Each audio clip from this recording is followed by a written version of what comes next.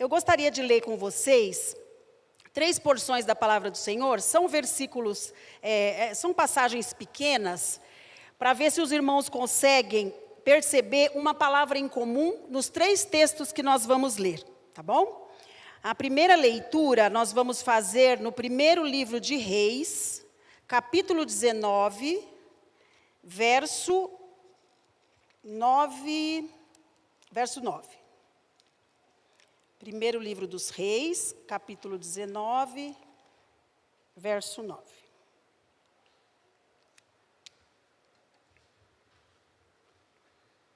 Ali entrou numa caverna e passou a noite.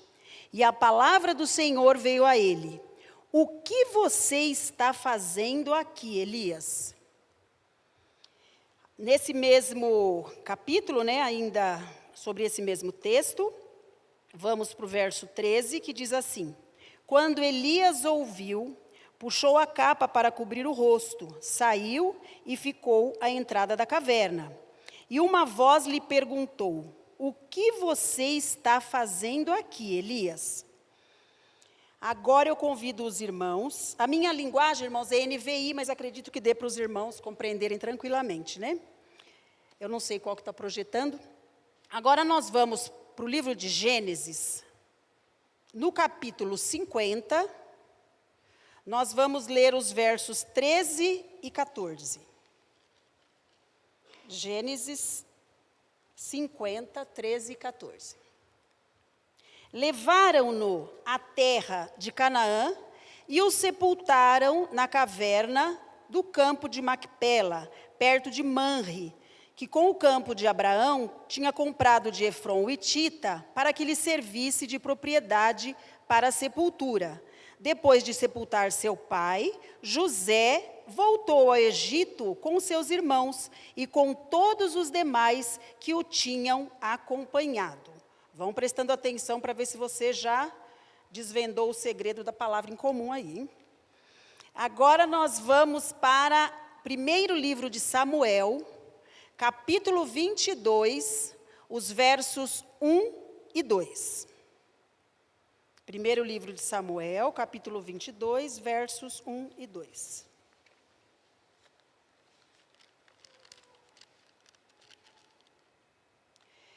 Davi fugiu da cidade de Gate e foi para a caverna de Adulão. Quando seus irmãos e a família de seu pai souberam disso, foram até lá para encontrá-lo. Também juntaram-se a ele todos os que estavam em dificuldades, os endividados, descontentes, e ele se tornou o líder deles. Havia cerca de 400 homens com ele. Os irmãos descobriram qual é a palavra em comum? Caverna, muito bem. Vamos orar mais uma vez. Continue conosco, Senhor. Abra, Senhor, o nosso coração, abra o nosso entendimento, para que nós possamos, Pai, internalizar a Tua palavra, Senhor. Que ela venha, Senhor, cair num solo fértil, em nome do Senhor Jesus. Que ela não caia à beira do caminho, não caia entre espinhos, não caia num solo pedregoso, mas que o Senhor encontre o solo fértil, Pai, porque precisamos da Tua palavra, porque ela é alimento, ela nos sustenta, ela gera vida, Senhor, transforma vidas, Pai. Nós pedimos ao Teu Santo Espírito que haja neste lugar, em nome de Jesus, para a glória do Teu nome, Senhor. Amém. Então, se os irmãos prestarem atenção, nessas 3 leituras que nós fizemos, a primeira nós lemos 2 partes, mas ainda do mesmo contexto, vocês viram que todos eles havia a palavra caverna. O convite hoje é para nós, através desses textos, respondermos em qual caverna nós estamos. Se é que estamos em alguma, Qual será a caverna que nós estamos? Em toda a nossa trajetória, irmãos, todos, não há exceção. Nós vamos passar por situações diversas, Porque muitas pessoas acham que porque nós somos cristãos, nós estamos imunes de passar por sofrimento. Então, todos nós vamos ter algum momento que nós vamos passar por algumas situações que vão mexer com a nossa estrutura, né? Somos atingidos por momentos bons, graças a Deus, muito mais os bons do que os ruins, mas os momentos ruins também chegam. O Senhor fala, né, sobre o dia mau. E alguns deles são: a gente pode, por exemplo, perder um emprego que trazia estabilidade financeira para a nossa casa. Quem já perdeu o emprego sabe como isso é difícil, principalmente se você é o responsável pelas contas da família. Você sabe como é difícil essa responsabilidade. Nessa semana ali no Tatuapé, nós vimos uma explosão ali com fogos de artifício, uma loja clandestina, né? O estrago que aconteceu ali, os irmãos viram, não viram? Noticiou, né? Então a pessoa sai para trabalhar ou está em casa, de repente estoura tudo ali e a pessoa e os nossos queridos perderam suas casas. E é uma tragédia que podia ter acometido qualquer pessoa, não é verdade? Uma doença às vezes inimaginável. O corpo está super saudável, de repente aparece uma enfermidade ali. Um diagnóstico assustador, né? Como é duro quando você vai ao médico, pega lá vai no laboratório, pega o envelope lá, quando você abre o negócio não está o que você esperava. Ou também um diagnóstico incerto, como eu tenho vivido esses dias. Um luto, né? O luto ele é avassalador. Em qualquer situação, o luto é uma coisa terrível. Uma decepção amorosa, né? Às vezes a pessoa fala, ninguém morre de amor, mas como é duro sofrer por amor também, né? A gente se sente apunhalado, é muito triste. E são coisas que acometem a nossa vida, né? Frustração com familiares. Quantas vezes a gente é decepcionado com os familiares, com amigos, né? Que a gente julgava ser amigos. Ruptura de uma sociedade que a gente tem. A desconstrução da imagem de alguém que a gente admirava, de repente você gostava demais de um parente ali, era uma pessoa que era para você ali, alguém, referência, e aquilo vai ruindo, né? Você vai percebendo, essa pessoa, né, vai só te decepcionando, não era aquilo que eu imaginava que fosse, né? E as pessoas sofrem também com essa quebra de imagem que nós temos. Mas a gente não se sinta sozinho. Porque na palavra do Senhor, nós vamos encontrar vários registros de pessoas que foram decepcionadas, de pessoas que se entristeceram, pessoas que passaram por momentos muito difíceis. Servos do Senhor, alguns até constam ali na galeria dos heróis da fé, né? Como a gente leu sobre Elias, em Hebreus 11:38, vai falar que alguns habitaram em cavernas, vai citar o nosso querido Elias, e todos nós estamos sujeitos, né? Mas hoje, eu quero conversar com vocês um pouquinho, então, sobre qual é a caverna que nós temos entrado, que nós temos estado. A primeira que nós vamos observar é o que nós lemos primeiro, que foi justamente o caso de Elias. Mas para a gente falar de Elias, eu sei que a maior parte aqui já é cristão, conhece a história de Elias, mas é legal a gente dar uma recapitulada na história, só para a gente observar quantas coisas Deus operou através da vida deste servo dele, deste profeta, né? Elias, ele foi um profeta que serviu ao Senhor no Reino do Norte, né? O Israel já tinha sido dividido em Reino Norte e Reino Sul, e Elias serviu ao Senhor ali no Reino Norte, Samaria. Passaram ali pelo Reino do Norte, 19 reis, um pior que o outro. Não teve nenhum rei bom ali, parecia que era um concurso, né? Para ver quem que é o pior dali, com 9 dinastias. E Elias surgiu ali, bem no período do rei que foi o pior de todos, que foi o rei Acabe. A Bíblia fala sobre ele, né? Foi o pior rei que Israel teve. Elias aparece como uma voz profética, né? Os profetas naquele tempo eram para isso mesmo. Ele surge como uma voz profética e ele vai denunciar tudo aquilo que Acabe tem feito. Acabe já era ruim, era terrível. Não obstante a isso, o que ele faz? Ele se casa com Jezabel, que era uma pessoa crudelíssima. Ela era assassina, mandava matar os profetas, era uma pessoa perversa, né? Talvez a gente não imagine ali as coisas que ocorriam, mas a Bíblia deixa claro para nós. E Elias estava justamente naquela época, e ele tinha que confrontar as práticas do pior rei de Israel com aquela mulher terrível. E Elias fazia isso, era uma pessoa corajosa, né? Elias, ele foi até o rei Acabe e falou para o rei, olha rei, durante um período não vai chover em Israel, né? Isso é como mesmo justiça de Deus sobre os atos de vocês. Nesse texto não fala exatamente o tempo, mas para frente nós sabemos que são 3 anos e meio que ficou ali sem chover. E o Acabe fica com muita raiva do Elias, né? E quer persegui-lo, quer matar o Elias. O que Elias faz? Elias vai para outro lugar, ele vai para um ribeiro, e ali nesse ribeiro onde Deus manda o Elias ir, ele é alimentado por corvos. É uma coisa até contraditória, né? Os corvos vão levar alimento para ele. Só que chega uma ocasião que esse ribeiro seca. Seca, e o Senhor fala, agora você vai para Serepta. Lá em Serepta você vai encontrar uma viúva. Então, já está com fome, ainda vai na casa de uma viúva ainda, né? E chega na casa da viúva, mal tinha para ela e para o filho. Tinha um pouco de farinha e um pouquinho de azeite. Estava só esperando para comer e morrer. Mas, o que o Senhor faz através da vida de Elias? O milagre. Acontece ali que a farinha não para de brotar da panela, o azeite também da botija, e acontece um milagre extraordinário. São alimentados, que coisa maravilhosa que acontece. O filho dessa mulher morre. O que Elias faz? Vai orar e esse menino retorna à vida.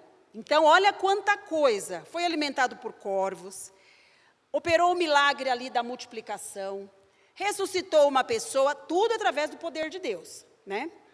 E o que vai acontecer?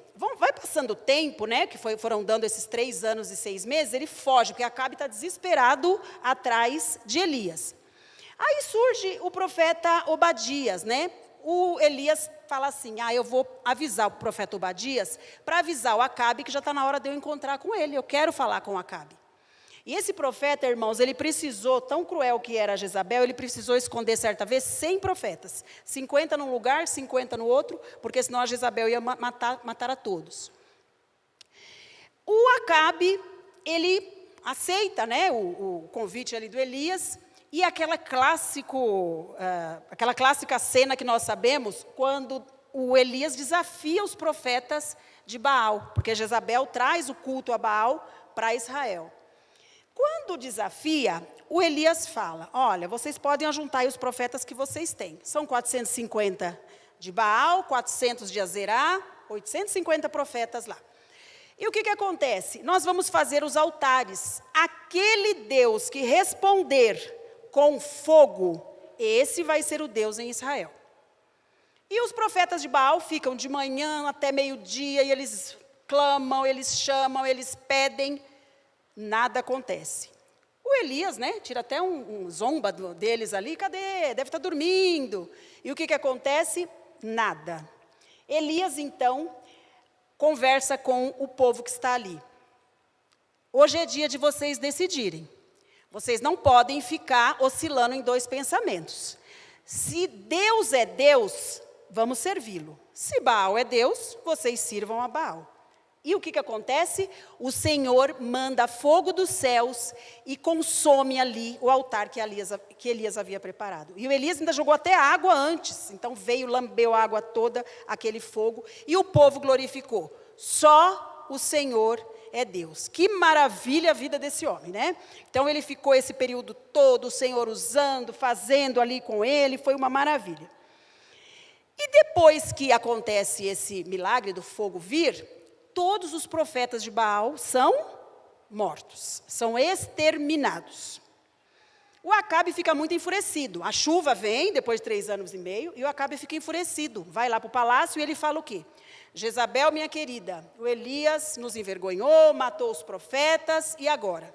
Aí Jezabel manda um recado para o Elias, e ela diz o seguinte, que os deuses me castiguem com todo rigor, se amanhã, nesta hora, eu não fizer com você o que você fez aos meus profetas, você vai morrer. E o que acontece com Elias? A Bíblia diz, Elias teve medo e fugiu. Um homem que foi voz profética, que sob a previsão que ele fez ali através do Senhor, não choveu por 3 anos e meio, foi alimentado de forma sobrenatural, usado na multiplicação, ressurreição, venceu o desafio no Monte Carmelo, e agora ele foge com medo. Ele vai, fica ali numa árvore, né? Diz a Bíblia que é um zimbro, e quando ele está ali, ele fala, Deus, eu quero morrer, eu não quero mais viver. Não quero, chega, para mim, deu. E ele entra depois numa caverna, que é justamente aonde nós lemos agora, que o Senhor fala para ele 2 vezes. O que você está fazendo nesta caverna, Elias? O Senhor mandou ele entrar na caverna? Não. Tanto é que o Senhor está perguntando, né? O que você está fazendo nessa caverna, Elias? Irmãos, será que o medo tem nos levado a essa caverna do desespero? Muitas vezes a gente potencializa demais a voz de alguma pessoa. A gente dá muito crédito para o que as pessoas dizem. Vozes malignas, vozes diabólicas. Elas vêm e a gente aceita muito facilmente. A Bíblia vai falar para nós que no mundo nós temos muitas vozes. Mas a voz que nós temos que ouvir é a voz do nosso Senhor. Muitas vezes a gente é figura de autoridade. Então quem é figura de autoridade tem que ter cuidado com aquilo que fala, né? Quantas vezes a gente vê pessoas sendo desautorizadas por conta de uma fala atravessada de outra pessoa, né? Então, no meu caso, o professor, às vezes um aluno vai ler e ele lê um pouquinho mal, ele não está muito preparado para a leitura, tem dificuldade. O que eu tenho que fazer? Olha, amanhã você se prepara que eu tomo com você. Se você tiver vergonha, fica pertinho aqui da pro, lê baixinho, pertinho de mim.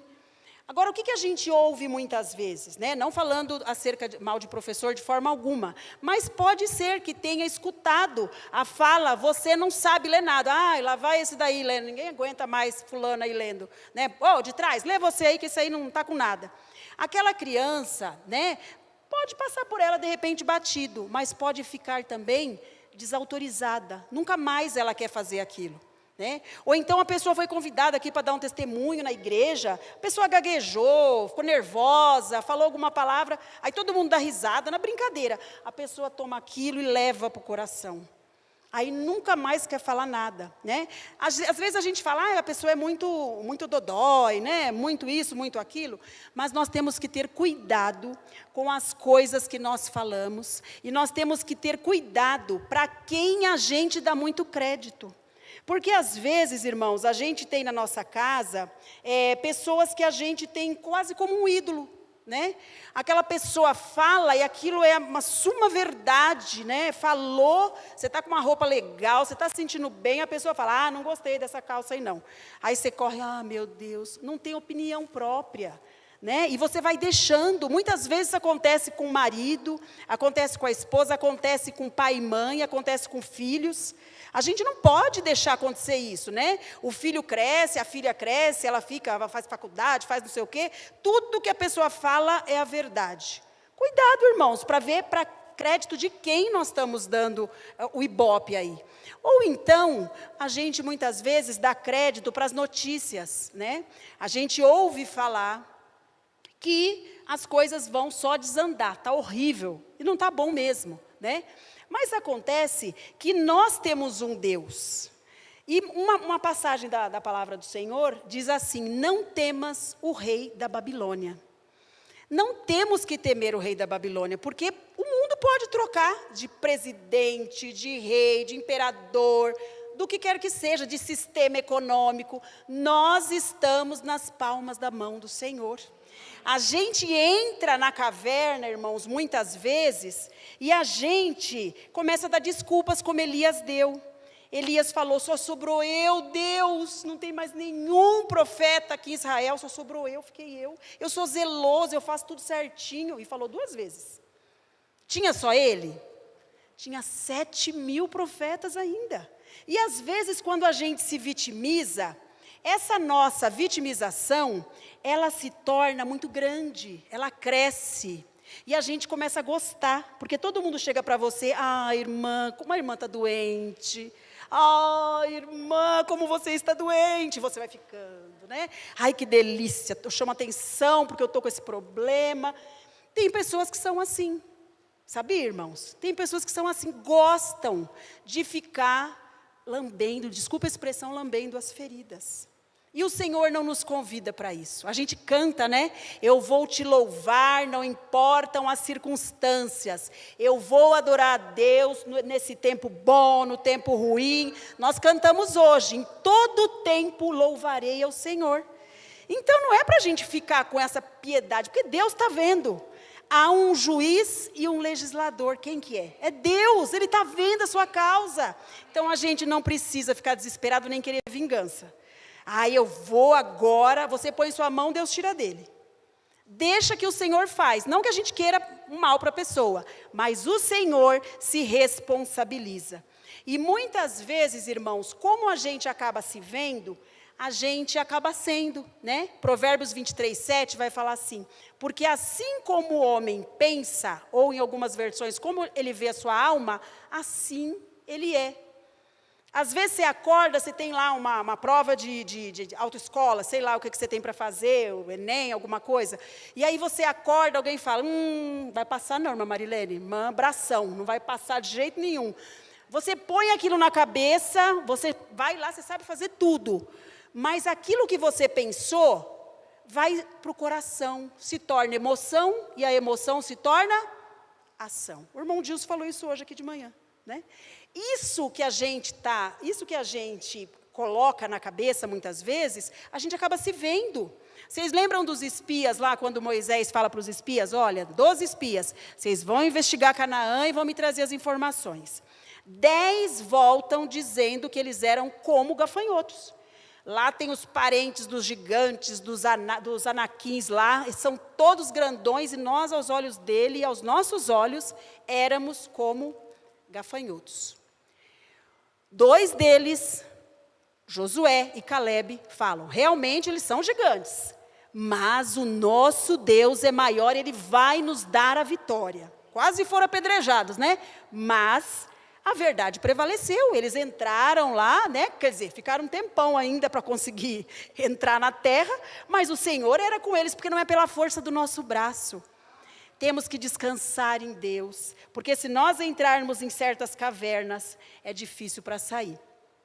O pastor Daniel, na aula de hoje, né, da escola bíblica, ele citou Romanos 12:2. Transformai-vos pela renovação da vossa mente. Transformai-vos. Nós é que temos que fazer essa ação. Nós é que temos que ir atrás. Nós podemos controlar os nossos pensamentos. Vem um pensamento de derrota, eu não posso aceitar isso. Eu vou com a palavra de Deus. O que a palavra de Deus diz a esse respeito? Jesus venceu a tentação com a palavra, e nós também iremos vencer. Levando todo pensamento cativo em obediência a Cristo, colocando o capacete da salvação. Os ataques malignos, eles têm acontecido na mente. Para nos derrotar, quantos jovens, quantas pessoas nós temos visto querendo dar cabo à própria vida, irmãos. Que coisa triste. Esse ano, um primo meu, ele foi embora, se matou com 29 anos, 28 anos. Uma coisa terrível que aconteceu na nossa família. E a gente fica perguntando, estava tudo certo, parecia, né, que estava tudo certo, tudo bem. Mas quando você deixa os pensamentos malignos, diabólicos de certas pessoas, porque as pessoas são usadas pelo inimigo. Nossa luta não é contra a carne, não é contra sangue. E o inimigo lança setas. Quando nós deixamos isso acontecer, isso vai nos levando para dentro de uma caverna. A caverna, no começo, ela tem um pouquinho de luz ainda, aquela penumbra. Depois vai indo mais para trás, chega uma hora que você não vê mais nada. E você não quer sair. Você desiste literalmente. E nós queremos nessa noite, na autoridade do nome de Jesus, repreender todo espírito de morte, todo espírito de suicídio, todo espírito que vem para deixar cativa a mente das pessoas, dizendo que elas não podem, que elas não conseguem, que elas não são capazes. Muitas vezes aqui na nossa igreja nós não temos casos, mas nós temos da nossa família. Temos com nossos amigos, né? Eu tenho um amigo que uma vez disse para mim, eu admiro você que crê no divino, eu estou solto, não acredito em nada, eu estou solto pelo divino, para mim tanto faz viver ou morrer. Irmãos, isso é muito triste.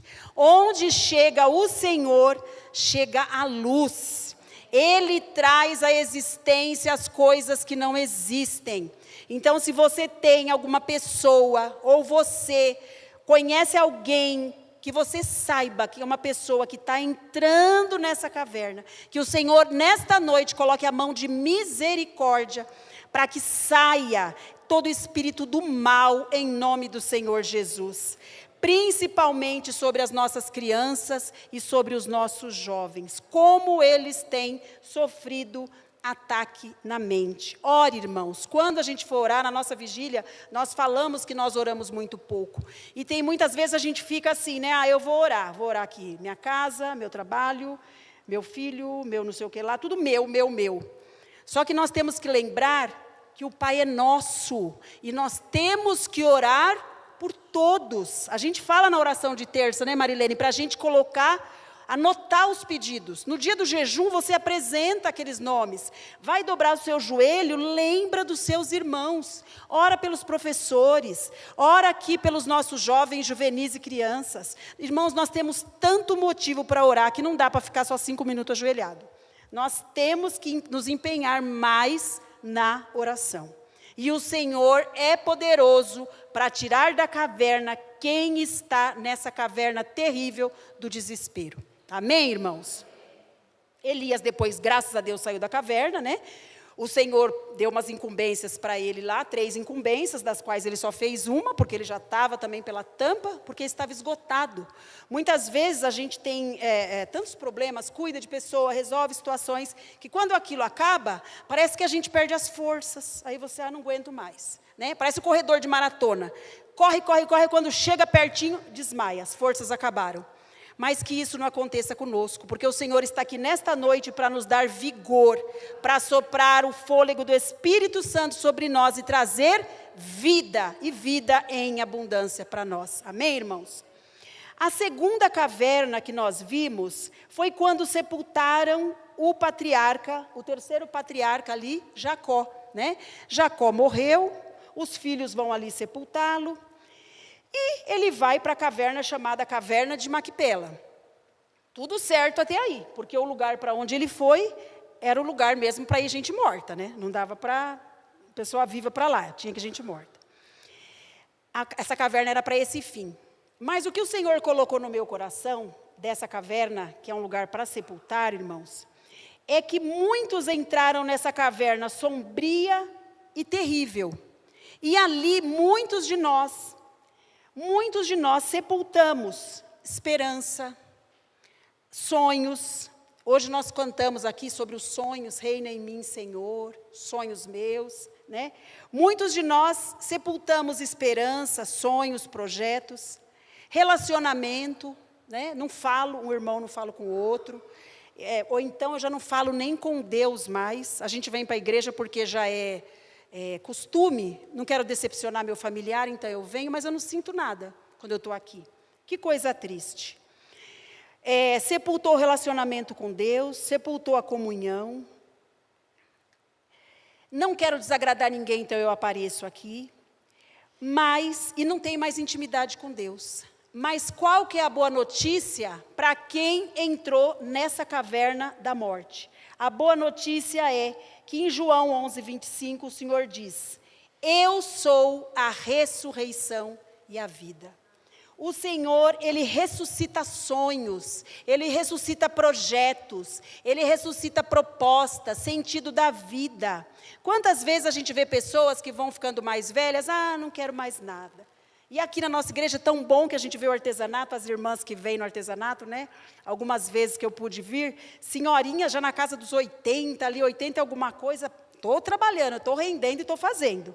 Nós temos, irmãos, que perceber que enquanto a nossa agenda não fechou, nós temos coisas para fazer. Que coisa maravilhosa que é servir a Deus. Não importa se é pequeno, não importa se é grande. Que o Senhor nessa noite ressuscite os nossos projetos, os nossos sonhos, as coisas às quais você sempre teve vontade, mas foi pondo de lado, porque você achou que aquilo não era mais para você. Mas é para você sim, o Senhor nos encoraja, o Senhor nos revigora. Nós temos que ter ânimo. Todas as nossas orações que nós fazemos no grupo de intercessores, nós pedimos: Senhor, desperta a tua igreja. Porque nós não podemos viver por lampejos de fé, de acampamento. Acampamento é uma bênção, esses movimentos de conferência são uma bênção. Mas a gente não pode viver disso. A gente vive da nossa vida diária. Então eu não posso ir só no acampamento, ir lá cantar. Segunda-feira eu nem sei mais qual foi o tema. Não podemos viver assim. Tem que ser uma prática. Oração, leitura, comunhão. Tem que ser uma prática. Se não for uma prática, a gente não vai conseguir vencer. Amém, irmãos? O Senhor, em João 11, quando fala justamente da ressurreição de Lázaro, ele fala, Lázaro estava numa gruta também, e o Senhor fala: vem para fora. Então, que nessa noite nós também queiramos, porque nós precisamos querer, precisamos clamar ao Senhor, que nós queiramos sair dessa caverna da morte, para nós irmos para a luz do mundo, que é Cristo, a ressurreição e a vida, que faz os nossos sonhos serem realizados, aqueles que certamente estão alinhados à vontade de Deus. Amém, irmãos? E nós temos também uma caverna, a caverna de Adulão. Em 1 Samuel 22, nós vimos que, diferente das outras duas, essa caverna era uma caverna que fala que era um local de refúgio. Essa ninguém estava lá escondendo, não estava lá enterrado. Vejam que Elias estava sozinho. O Jacó foi enterrado, ficou lá também.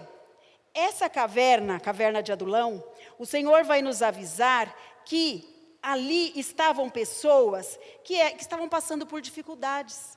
Pessoas endividadas, pessoas descontentes, com amargura de espírito. E eram mais ou menos 400 pessoas. E Davi, mesmo fugindo de Saul, porque Saul queria matá-lo, o que o Davi faz? Davi se torna um líder ali entre eles, uma liderança. E eles começam a ser restaurados dentro daquela caverna. E o que eles tornaram depois? O exército de Davi, quando Davi assume. Diz o texto mais para frente que quando ele vai lutar com o pessoal de Keila, já não tem só 400, já são 600 homens. Então vai aumentando, Quando eu divido, quando eu compartilho, quando eu peço ajuda, quando eu falo, há restauração. Então é palavra, é oração e é comunhão. Eu preciso de você. Estava ali sozinha hoje, na hora da oração, a família do Felipe e da Carol me chamaram, a irmã veio orar comigo. A gente precisa do outro, irmãos. Não é só para orar abraçado aqui, não. A gente precisa do outro, Às vezes a gente fala, manda um versículo para o seu irmão, dá uma ligada, Pergunta como vai. Isso faz parte, isso é importante. Nós somos um corpo e nós temos demandas diferentes e precisamos uns dos outros. Amém, irmãos? Qual foi a atitude de Davi nessa caverna? Nós temos 2 salmos que são lindíssimos, que foram compostos justamente quando Davi estava na caverna. O Salmo 142, eu já coloquei, eu gosto muito de ouvir coral, e eu coloco na versão de coral, cantando o Salmo 142. Com a minha voz ao Senhor suplico. Eu vou apresentar a Ele as minhas queixas, e eu vou pedir para Ele me tirar desse cárcere. É um salmo lindo, o Salmo 142. Eu gostaria, não sei se dá para a Mônica projetar para a gente, Salmo 142, eu gostaria que nós lêssemos numa voz só. Uma pessoa dentro de uma caverna compõe um salmo desse, porque o espírito dele estava o espírito de adoração ao Senhor. Vamos ler? Ao Senhor ergo a minha voz e clamo, com a minha voz suplico ao Senhor. Derramo perante Ele a minha queixa, à sua presença exponho a minha tribulação. Quando dentro de mim me esmorece o espírito, conheces a minha vereda. No caminho em que ando, me ocultam armadilha. Olha à minha direita e vê, pois não há quem me reconheça, nenhum lugar de refúgio, ninguém que por mim se interesse. A ti clamo, Senhor, e digo, tu és o meu refúgio, o meu quinhão na terra dos viventes. Atende o meu clamor, pois me vejo muito fraco. Livra-me dos meus perseguidores, porque são mais fortes do que eu. Tira a minha alma do cárcere, para que eu dê graças ao teu nome. Os justos me rodearão quando me fizeres esse bem. Aleluia, Jesus. Que bênção se nós imaginarmos uma pessoa dentro de uma caverna, fugindo de Saul, que estava enlouquecido para matá-lo, compõe um salmo belíssimo desse, né? E nós temos também, irmãos, um outro salmo composto na caverna, que é o Salmo 57. O Salmo 57 é longo, mas é um salmo muito bonito, que tem um versículo, eu não me lembro se é o 3, acho que é o 3. À sombra de tuas asas me refugio, até que passem as calamidades. As calamidades vão passar, irmãos. As calamidades vão passar, seja num grau menor que você está passando, ou você está tudo bem, graças a Deus, ou se você estiver passando algum problema, tenha certeza, se refugie debaixo das asas do Senhor, porque as calamidades vão passar em nome de Jesus, e nós teremos vida em abundância. Aqueles nossos queridos que estão aprisionados, acorrentados, aqueles nossos amigos, alunos, ex-alunos, o Senhor é poderoso para libertar, mas através da nossa vida, porque sozinho como estava Elias não dava, morto como estava Jacó também não dava. Mas, reunidos, unidos, um ajudando o outro, a gente pode refletir o Senhor Jesus. Sendo reflexo de Jesus, eu não vou ficar olhando só para os meus problemas. Eu vou olhar para o outro ora por mim, eu oro pelo outro, daqui a pouco a gente está tudo certo, sem problema nenhum. Ou se tiver com problema, glorificando a Deus e adorando como fez o nosso querido Davi. Amém, irmãos? Deus nos transforma na caverna de Adulão. Embora as outras cavernas nos ensinem que não há situação que Jesus não possa intervir. Jesus é aquele que nos dá esperança no desespero. Jesus é aquele que traz vida quando tudo é morte. Jesus é aquele que transforma derrotados e fugitivos em vitoriosos. Meu amado, reflita sobre isso. Jesus é nossa esperança. Saia da caverna do desespero. Jesus é a vida e Ele veio trazê-la em abundância. Saia da caverna da morte. Jesus é nossa vitória. Entre nessa caverna de Adulão e saia de lá mais que vencedor. Seja um dos valentes, mas não dos valentes de Davi. Seja um dos valentes de Jesus. Saia da caverna, lute e vença em nome de Jesus. Amém?